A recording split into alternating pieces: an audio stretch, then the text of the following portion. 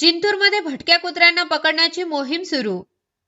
जिंतूर शहरात भटक्या कुत्र्यांचा वाढता त्रास लक्षात घेता नगरपालिकेच्या वतीने कुत्रे पकडण्याची मोहीम सुरू करण्यात आली आहे।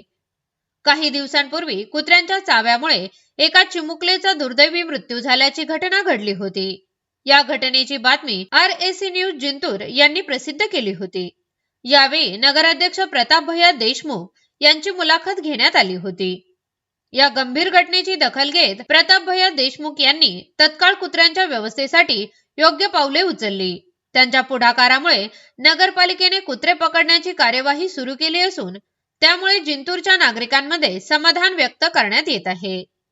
नगराध्यक्ष प्रताप भैया देशमुख यांच्या तत्पर कार्यवाहीचे सर्वत्र कौतुक होत असून त्यांच्या कामाची सराहना नागरिकांकडून केली जात आहे।